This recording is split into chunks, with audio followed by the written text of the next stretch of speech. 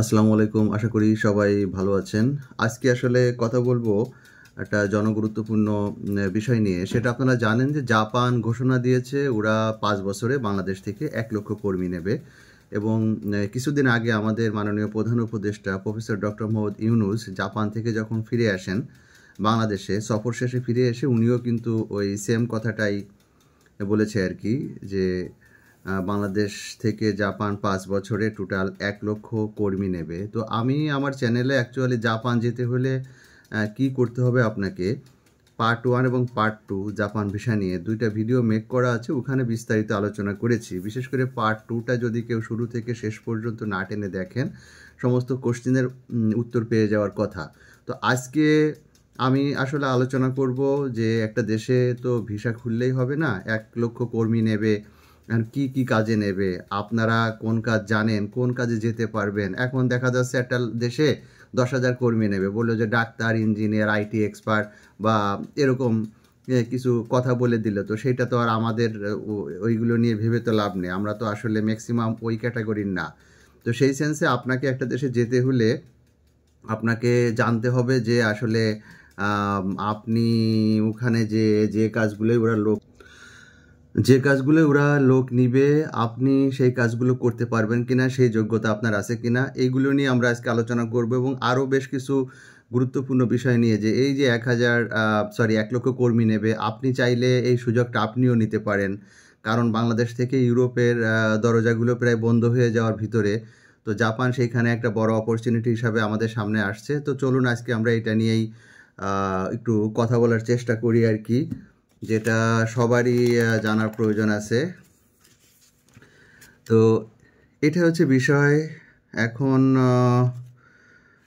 যে জিনিসটা নিয়ে কথা বলবো, দেখেন জাপানে বর্তমানে 30%-এর উপরে লোক, তাদের বয়স হলো 65 বছরের উপরে, এবং জন্মহার হচ্ছে 1.15%। তো সেইটা যেভাবে রাষ্ট্রীয়ভাবে যে ডাটাগুলো পাওয়া গেছে, তাতে খুব অচিরেই আরও অধিকাংশ লোক ওখানে বিদ্ধ হয়ে যাবে। তো কাজের লোকের ওখানে সংকট আছে, যার কারণে ওরা হচ্ছে বাংলাদেশ সহ অন্যান্য রাষ্ট্র থেকে এই কর্মী নিয়ে এটা ফুলফিল করতে চাচ্ছে, এটা সত্য কথাই। তো আপনিও যদি মনে করেন যে না, এই সুযোগটা আসছে, আপনি নেবেন, আপনি এটা নিতে পারেন, এটা বাস্তব কথা। তো এখন আমরা আসলে কথা বলবো যে আপনারা কি কি কাজে ওখানে যেতে পারবেন, সেইটা একটা গুরুত্বপূর্ণ বিষয়। কারণ আপনি যদি যে কাজগুলোতে লোক নেবে সেইটাই যদি আপনি ভালো মতো ক্লিয়ার না হন, তো আমি ক্লিয়ার করে দিচ্ছি এইটা। আপনার প্রথম হচ্ছে কেয়ার ওয়ার্কার, এটা হচ্ছে একটা বিষয়। তো সেইটা বৃদ্ধ অসুস্থ মানুষের সেবা প্রদান করা, নার্সিংহোমে কাজ এবং হসপিটাল ও প্রাইভেট কেয়ারে সহায়তা, এটা হচ্ছে একটা ক্যাটাগরি। মোট 14টা ক্যাটাগরি আছে। 2 নম্বর হচ্ছে বিল্ডিং ক্লিনিং ম্যানেজমেন্ট। তো এর আন্ডারে কি আছে, অফিস ও কমার্শিয়াল বিল্ডিং পরিষ্কার করা, হাসপাতাল ও অন্যান্য বড় স্থান ক্লিনিং সাপোর্ট দেওয়া। এরপরে আছে আপনার কনস্ট্রাকশন সাইট, তো সেখানে আছে সিভিল ইঞ্জিনিয়ারিং, কার্পেন্টিং, নির্মাণ সাইটে সহকারী, আর স্ক্যাফোল্ডিং বা কাঠামো তৈরি। এই হলো কনস্ট্রাকশন সাইটের কাজ আর কি। এক কথায় মিস্ত্রি, রাজমিস্ত্রি এবং রাজমিস্ত্রির সহযোগী আর কি। আচ্ছা, এরপরে 4 নম্বর আছে আপনার ইন্ডাস্ট্রিয়াল মেশিনারি ম্যানুফ্যাকচারিং। তো সেইখানে আছে যন্ত্রপাতি প্রস্তুতকরণ, যন্ত্রাংশ জোড়া দেওয়া এবং রক্ষণাবেক্ষণ করা। আর 5 নম্বরে আছে ইলেকট্রিক্যাল অ্যান্ড ইলেকট্রনিক্স ইনফরমেশন। তো সেইখানে আপনার আছে হলো ইলেকট্রনিক্স অ্যাসেম্বলি, সার্কিট বোর্ড তৈরি, কন্ট্রোল প্যানেল তৈরি। এই কাজগুলো পাবেন হচ্ছে 5 নম্বরে। এরপরে আছে হচ্ছে শিপ বিল্ডিং অ্যান্ড শিপ মেকানিটি, এটা হচ্ছে জাহাজ নির্মাণ এবং ওয়েল্ডিং, পেইন্টিং, যন্ত্রাংশ লাগানো, সবই জাহাজ শিল্প কেন্দ্র করে আর কি। এরপরে আছে অটোমোবাইল মেইনটেনেন্স, এটা হচ্ছে গাড়ির মেরামত ও রক্ষণাবেক্ষণ, আর সার্ভিস সেন্টারে কাজ, দুটোই হতে পারে আর কি। 8 নম্বরে আছে হচ্ছে অ্যাভিয়েশন ইন্ডাস্ট্রি, বিমান পরিষেবা, গ্রাউন্ড হ্যান্ডেলিং, আচ্ছা ব্যাগেজ হ্যান্ডেলিং, প্লেন ক্লিনিং, এই যে একটা আছে এখানে 8 নম্বরে, এটা হচ্ছে অ্যাভিয়েশন ইন্ডাস্ট্রি। 9 নম্বরে আছে হলো আপনার accommodation industry, hotel receptionist, housekeeping, restaurant staff, restaurant স্টাফিতে ওয়েটার হইতে পারে, আরও কিছু পদ আছে, হোটেলে ক্লিনার পদ হতে পারে, এইগুলো হচ্ছে 9 নম্বরে। আচ্ছা, 10 নম্বরে আছে এগ্রিকালচার, ফলমূল, সবজি চাষ ও ফার্মের কাজ। 11 নম্বরে আছে ফিশারি অ্যান্ড অ্যাকুয়াকালচার, মাছ ধরা ও প্রক্রিয়াকরণ এবং মাছ চাষ ও প্যাকেজিং। আর 12 নম্বরে আছে ফুড অ্যান্ড বেভারেজ ম্যানুফ্যাকচারিং, ফ্যাক্টরিতে খাবার প্রস্তুত, প্যাকেজিং ও লাইন ওয়ার্ক।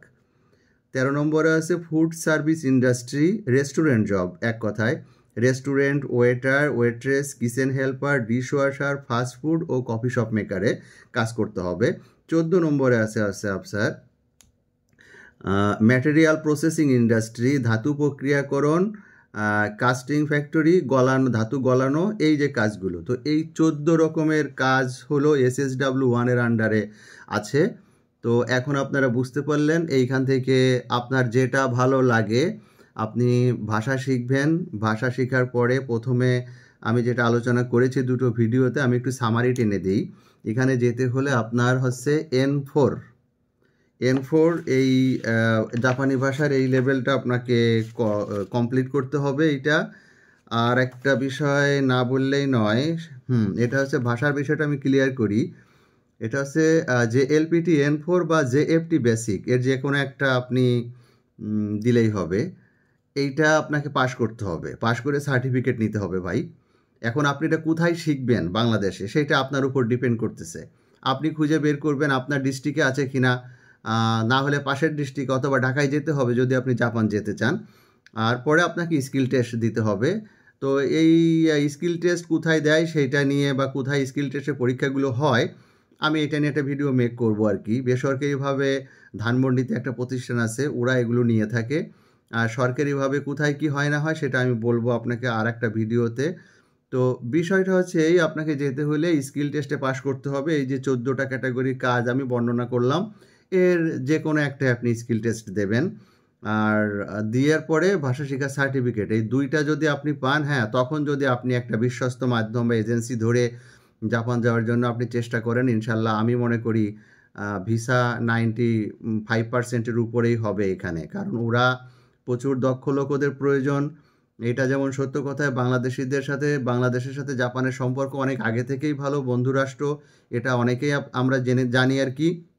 ইউনূস সাহেব গেছিলেন, সেখানেও উনি এই নিয়ে আলোচনা করেছেন, তাকেও তারা বলেছে যে আমরা 5 বছরে 1 লক্ষ কর্মী নেব, কিন্তু আমাদের রিকোয়ারমেন্ট হচ্ছে এখানে স্কিল লোক লাগবে এবং ভাষা জ্ঞান আমাদের জানতে হবে। কারণ জাপানিরা ওরা ইংরেজি ভাষার উপর খুব একটা গুরুত্ব দেয় না ইউরোপিয়ানদের মতো। ইউরোপে আসতে গেলে যেমন আপনাকে ইংলিশে অনর্গল কথা বলাটা অনেকটাই এখন বাধ্যতামূলক আর কি, এবং কাজের স্কিল লাগবে। জাপান কোরিয়ার বিষয়টা হচ্ছে ভাই, এখানে ওদের দেশের ল্যাঙ্গুয়েজটা ওরা অনেক প্রিফার করে, এবং সেইটা আপনাকে জেনেই এখানে আসতে হবে। আর একটা বিষয় অনেকে আমাকে জানতে চেয়েছেন আগের ভিডিওতে, ভাই আমাদের জন্য কোন সেক্টরগুলোতে বেশি লোক নয়। তো ছেলেদের জন্য বড় সেক্টর হচ্ছে জাহাজ তৈরি, জাহাজ মেরামত। তাই আপনি যদি একজন ভালো ওয়েল্ডার হয়ে থাকেন তাহলে আপনার চাহিদা আছে এখানে। আর একটা বড় সেক্টর হলো গাড়ির যন্ত্রাংশ তৈরি সেক্টর, আপনি এখানেও আসতে পারেন বা স্কিল টেস্ট দিতে পারেন এখানে। আর কনস্ট্রাকশন এবং হসপিটালিটি সেক্টরে ভালো কাজের চাহিদা আছে। হসপিটালিটি বলতে আবার হাসপাতাল কেউ চিন্তা করেন না ভাই, দয়া করে আমারে ভুল বোঝেন না, কাউকে আন্ডার এস্টিমেট করছি না। হসপিটালিটি বলতে বোঝায় আপনার, এটা হচ্ছে যে হোটেল রেস্টুরেন্ট যে জবগুলো আর কি, ওইটাকে আমরা হসপিটালিটি জব বলে থাকি আর কি। ঠিক আছে, তো যার কারণে এইটা আপনারা একটু মাথায় রেখে সেইভাবে আগান। আর একটা গুরুত্বপূর্ণ সেক্টর আছে হচ্ছে কেয়ার গিভার। কারণ জাপানে প্রচুর মানুষ, ওই যে বললাম না 30%-এর উপরে সব বৃদ্ধ মানুষ, 65 বছরের উপরে বয়স হয়ে গেছে। কেয়ার গিভারে ছেলে এবং মেয়ে আপনারা দুইজনে আসতে পারবে, এবং অন্যান্য কাজের থেকে কেয়ার গিভারের ভিসায় যদি কেউ আসতে চান সেইটা কিন্তু অনেকটাই সহজ এবং ভিসা পাওয়ার চান্সটা অনেক বেশি থাকবে।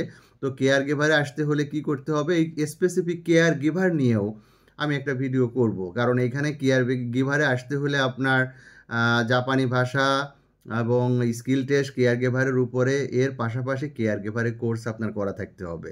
বুঝছেন ভাই, এটা থাকতে হবে। তো যার কারণে আমি আসলে এইগুলো বলছি এই কারণেই যে দেখেন আজকে বাংলাদেশ থেকে ক্রোয়েশিয়া, লিথুনিয়া, পোল্যান্ড, মাল্টা, তারপরে রোমানিয়া, এই সমস্ত রাষ্ট্রের ভিসা তো প্রায় বন্ধ ভাই। হাঙ্গেরি প্রায়ই বন্ধ হয়ে গেছে। আবার ইন্ডিয়া যাওয়ার ঝামেলা, ইন্ডিয়া ভিসা হয় কি না হয় সেটা একটা প্যারা আছে। তো এই কারণে জাপান একটা ভালো রাষ্ট্র, ওদের ইকোনমি ভালো, বেতনাদিও ভালো। তো আপনি যদি মনে করেন যে না ইউরোপে অনেক দিন ঘুরছেন পারছেন না, তো একটা ভালো রাষ্ট্র ভালো স্যালারিতে যেতে চান, তাহলে নিজেকে একটু সময় দেন, 6টা মাস ধৈর্য ধরেন, ধৈর্য ধরে এইগুলো শেখেন। শেখার পরে আপনি এখানে ড্রাইভ দিতে পারেন এবং ইউরোপের থেকে এখানে যাইতে কস্টিংটাও কম আছে তুলনামূলক। কথা বুঝতে পারছেন? তো সেটা যদি আপনাদের মনোপুত হয় তাহলে আপনারাও কিন্তু ভাই এই সুযোগটা নিতে পারেন। এখন এটা আপনারা কে কী নিবেন সেটা আপনাদের পার্সোনাল চয়েস। তো তথ্যগুলো যদি ভালো লেগে থাকে চ্যানেলটি সাবস্ক্রাইব করে লাইক কমেন্টস করে পাশেই থাকবেন। ধন্যবাদ সবাইকে।